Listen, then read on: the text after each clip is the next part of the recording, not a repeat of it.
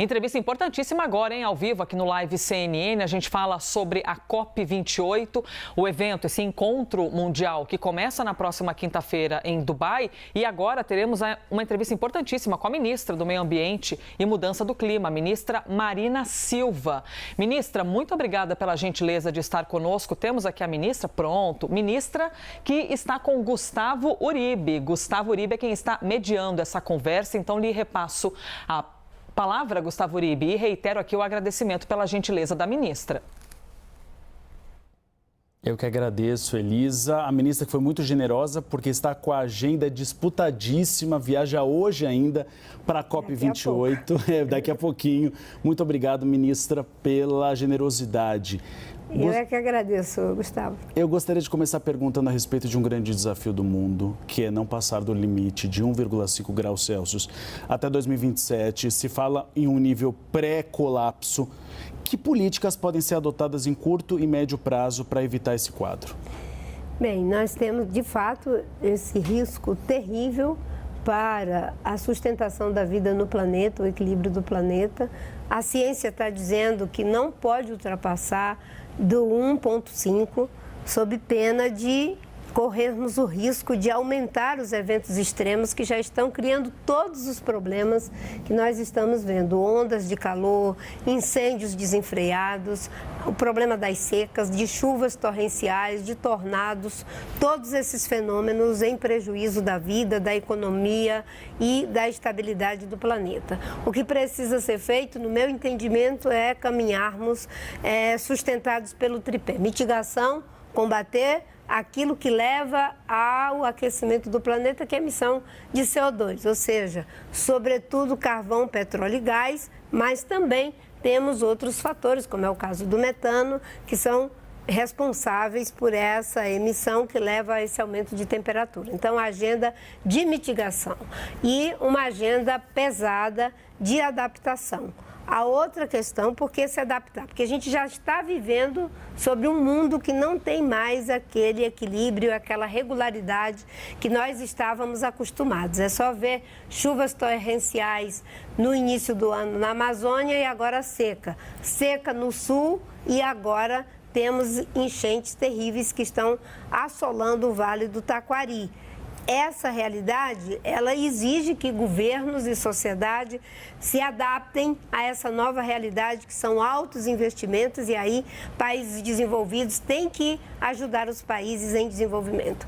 E eu acrescento mais uma perna dessa pilastra aí para formar esse tripé, que é a transformação. Se não fizermos uma mudança no modelo de desenvolvimento que nos trouxe até aqui, a gente vai ficar enxugando gelo. Por isso que o Brasil até já está se antecipando. O ministro Fernando Haddad coordena o plano de transformação ecológica. Nós tivemos um bom resultado na agenda de mitigação, com a redução do desmatamento, e evitamos lançar na atmosfera, nesses 10 meses, 250 milhões de toneladas de CO2, mas ainda é preciso fazer mais, né? O Brasil e principalmente o mundo desenvolvido. Então, é adaptar, mitigar e transformar o modelo de desenvolvimento. Elisa. A gente falou agora há pouco aqui no jornal, aliás, muitas vezes nós falamos da senhora, né? Sempre acompanhando aqui os trabalhos da senhora enquanto ministra, de que... Obrigada. De nada. Que vocês vão à cúpula do clima, na COP28, mais para cobrar do que serem cobrados. E aí eu fiquei aqui com o desejo de fazer essa pergunta. Cobrar o quê exatamente? Quais vão ser ali os focos do Brasil nesse encontro? Bem, quando eu disse que a gente vai mais para cobrar do que ser cobrados, porque o Brasil, que pegou um governo, o presidente Lula, de terra arrasada, onde as políticas ambientais tinham sido desmontadas, o Brasil estava na condição de páreo, em 10 meses consegue esse feito de reduzir desmatamento em 48,9%, quase 50%. As pessoas tinham muita dúvida se iríamos conseguir esse resultado, sobretudo em função de que é uma situação que havia um desmonte da política ambiental, das estruturas, e também o aumento da natureza dos problemas que levam ao desmatamento, tráfico de drogas, tráfico de armas, pesca ilegal, grilagem, todas essas criminalidades. Então, o Brasil, nesse quesito, está indo de cabeça erguida, sabendo que o nosso compromisso é desmatamento zero até 2030. Nós não queremos nos conformar com os resultados até alcançados. Nós vamos trabalhar e trabalhar mais. E quando eu digo cobrar, é cobrar que os países desenvolvidos cumpram com aquilo que foi estabelecido no Acordo de Paris, de viabilizar os recursos para os países vulneráveis, de viabilizar os recursos para os países que precisam ser reparados no quesito perdas e danos e que se coloque no debate os graves problemas que terão que ser enfrentados para tirar o pé do acelerador dos combustíveis fósseis no contexto de uma situação geopolítica que não é fácil. Alguém me perguntou, aí Marina, como é que vai ser na COP, né? O Brasil vai cobrar? Eu digo, olha, eu acho que a gente vai cobrar que sejam assumidos compromissos e diz assim, que vocês vão usar para convencer. Eu digo, o problema não é de convencer os outros, é de autoconvencimento. Se cada país fizer o autoconvencimento de que tem que enfrentar o problema da mitigação, da adaptação e da transformação de seus modelos de desenvolvimento, sobretudo os que são dependentes de combustíveis fósseis, a gente consegue um bom resultado. Ministra, uma das políticas que deve ser levadas pelo Brasil é a compensação para florestas que ainda estão sendo preservadas. Como funciona esse mecanismo e a senhora acredita que há uma abertura das nações mundiais de aceitar esse tipo de mecanismo? O presidente Lula, já na COP do Egito, na COP 27, ele assumiu o compromisso de trabalhar uma iniciativa para a proteção de florestas tropicais. São 80 países com florestas tropicais e, obviamente, que nem todos os países eles conseguem ter políticas públicas para proteger as florestas porque não tem recursos. Nós temos exemplo da República Democrática do Congo-Brazzaville, da própria Indonésia. O Brasil é um país em desenvolvimento, mas é um país de renda média alta. Então, nós temos conseguido fazer os esforços com os nossos próprios recursos. Desde 2003, quando o presidente Lula assumiu o governo pela primeira vez. Mas é preciso que o mundo entenda que as florestas, elas prestam serviço para o equilíbrio do planeta, um serviço que tem a ver com o equilíbrio do regime de chuva, que tem a ver com o equilíbrio do clima e outros serviços ecossistêmicos. Então, é justo que hajam investimentos para manter essas florestas preservadas. E aí o presidente Lula está levando uma proposta de um mecanismo global para financiamento de florestas, pagando por cada hectare de floresta preservada ou de floresta que vai ser restaurada com floresta nativa. Obviamente que eu não posso adiantar como vai ser esse mecanismo, mas eu posso te dizer que serão recursos robustos para dar conta desse recado e ajudar na preservação de floresta, não só na perspectiva de estoque de carbono ou de emissão de carbono, mas na perspectiva de que floresta é biodiversidade, floresta é o lugar de identidade e de existência das populações tradicionais, de que essas populações são responsáveis por 80% das florestas preservadas no mundo e de que elas merecem ser recompensadas. E eu até brinquei ontem lá no Congresso Nacional, dizendo que os estados que hoje reclamam porque tem área de conservação, unidade de conservação, terras indígenas, ainda vão agradecer pelo PIB florestal que eles têm, se Deus quiser, se essa proposta for viabilizada. A nossa ideia do presidente Lula é de fazer com que essa proposta seja lançada agora junto aos países desenvolvidos e em desenvolvimento. Nós já apresentamos para os 8 países do Pacto Amazônico, da UTCA, e agora estamos em conversação com outros países, e queremos que esse processo vá caminhando e chegar na COP30 já com o mecanismo em fase de implementação. Ministra, há uma estimativa de quanto o Brasil pode ganhar ou ainda não? A gente ainda não pode falar essa estimativa, mas eu tenho certeza que o Brasil vai ser beneficiado. Mas o que eu posso dizer é que um país como o Suriname, que tem 90% do território com floresta, terá uma grande vantagem. Elisa. Fica cheio de dúvidas, hein, ministra? Você sabe que jornalista não dorme depois com essas interrogações, né, com essas respostas que a gente quer ficar sabendo. Ministra, esse tipo de encontro, como a COP28, é claro que é para cobrar todo mundo, conscientizar e tudo mais. Mas, evidentemente, os países que mais poluem acabam sendo também os mais cobrados. E aí a gente tem a ausência de, por exemplo, Joe Biden, né, presidente dos Estados Unidos, não vai, ou pelo menos não deve ir, é a informação que a gente teve até o momento. Xi Jinping, da China, também não vai. Como é que a senhora vê isso, essa ausência? Devem ter representantes, mas os presidentes não estarem, isso não é ruim para o evento? É claro que a presença dos líderes globais é muito importante, mas eu acho que a gente tem que celebrar o fato de que os Estados Unidos e a China conversaram e se puseram de acordo em caminhar juntos para enfrentar o problema da mudança do clima. Nós temos dois problemas que não tem como ser resolvidos se não for com a cooperação independente dos problemas de disputa de natureza política, econômica, enfim, a geopolítica global que tem ficado cada vez mais complexa.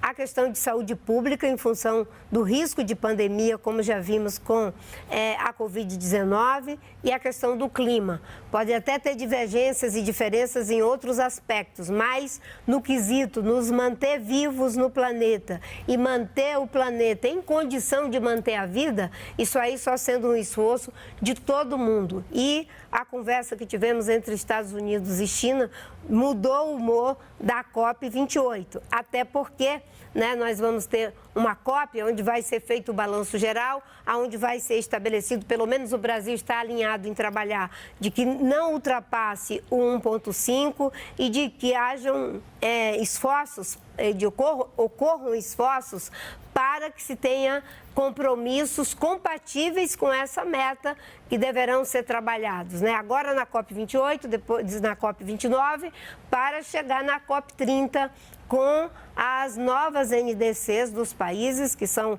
os compromissos nacionalmente determinados por cada país, à altura do desafio que está posto para a humanidade, reduzir a emissão de CO2 para não permitir que entremos em ponto de não retorno. Para a COP30, a senhora vai exigir a presença do presidente da China e dos Estados Unidos? Não existe como exigir nada de ninguém num processo multilateral. Nos processos multilaterais, é tudo por consenso, é processos de convencimento e é claro que é importante a presença dos líderes globais, mas mais importante até do que a presença são os resultados, os compromissos assumidos, aquilo que é feito em relação a alcançarmos avanços na agenda de financiamento, que até agora não foi atendida, aquilo que foi comprometido no âmbito do Acordo de Paris, e a agenda de reparação, no quesito perdas e dano, e o enfrentamento da redução de combustível fóssil na economia global. Elisa. Ministra, a gente sabe que falar de meio ambiente ficou até pop, né? Nossa, os departamentos de marketing das empresas trabalham muito nisso. A gente tem que mostrar que a gente está com o meio ambiente, a gente tem que mostrar. Mas na vida real, muitas vezes, né, ministra, essa realidade é bastante distante. Como levar esse debate para um encontro como esse, para a COP28, para que as pessoas não apenas pareçam que preservam o meio ambiente, mas de fato que nós tenhamos na vida prática uma melhor atividade? Com certeza, é a mudança de práticas, o que nós chamamos de boas práticas, As boas práticas ESG que devem se refletir no impacto social, na gestão com eficiência e também na proteção dos ativos ambientais do planeta, dos nossos países, ou até mesmo aquilo que é o ativo natural de uma empresa. Nós devemos trabalhar para não ficar com os processos de auto-engano. Não adianta fazer greenwash, não adianta dizer que faz sem estar fazendo. E eu acho que a sociedade já está aprendendo um caminho. Em vários países, principalmente os jovens, já começam a processar empresas que colocam metas muito interessantes para poder botar ali no marketing da empresa, mas não estabelece um cronograma, entra um CEO, sai outro CEO e continua a mesma meta sem que as coisas ganhem efetividade. Então já existe muita gente que está sendo acionado em função de fazer compromissos que não levam a sério, e isso eu acho que é uma tendência que vai aumentar. Nas COPs nós temos uma presença muito grande de empresas, muitos side events, muitas questões que são ali levantadas, e é um espaço onde as pessoas assumem compromissos diante de suas sociedades e que depois vão ser cobrados. E nós vamos poder tratar dessas agendas não só na COP, mas no G20. O presidente Lula está com uma agenda robusta em relação ao G20, trabalhar a questão de serviços ecossistêmicos, que é coerente com a proposta sobre floresta. No G20 nós vamos trabalhar a questão também do combate à desigualdade, uma força-tarefa para isso, e uma força-tarefa em relação à questão de bioeconomia e clima, né? Nós, no Ministério do Meio Ambiente, também vamos, no nosso segmento, trabalhar várias agendas, mas o importante é que o Brasil vai fazer isso lastreado já por um plano de transformação econômica, ecológica, onde a agenda ambiental é transversal, incidindo sobre várias agendas, de transporte à habitação, de habitação à energia, de energia à agricultura e assim por diante. Elisa, a gente podia ficar horas aqui conversando com a ministra, porque é um tema importante, é um tema gostoso de discutir, mas ela está com as malas prontas aqui atrás para viajar daqui a pouquinho para a COP28. Ministra, muito obrigado. A Elisa queria saber, inclusive, de onde é seu colar, porque ela gostou e vai comprar um. Olha só, isso eu ganhei de presente de uma amiga, né? Ele, na verdade, ele é uma imitação feita com garrafa PET do colar dos indígenas Chavantes, né? Eu até, junto com o Gilberto Gil, agora já falei com a Margarete, que é a gente criar uma forma chamada as etnogrifes. Tudo aquilo que vier, digamos assim, da compilação, da estética, das populações tradicionais, dos motivos que eles produzem, que eles possam ter um fundo em que vai um pequeno percentual para esse fundo para ajudar as comunidades.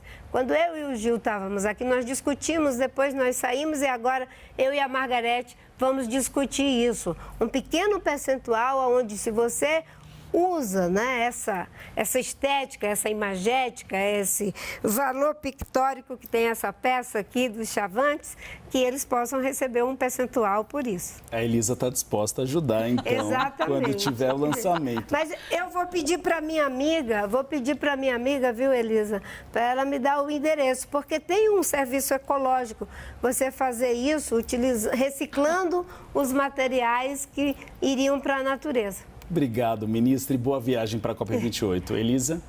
Ministra, muito obrigada pela gentileza. Gustavo Uribe, esse é o problema de ser tua amiga, hein? Que você me confessa ao vivo, por isso que eu te amo. Um beijo, Uribe. Obrigada, Eu já estava tentando conseguir um colar para você aqui. Obrigada. 11h32. Ai, isso é porque ela não viu os que eu faço.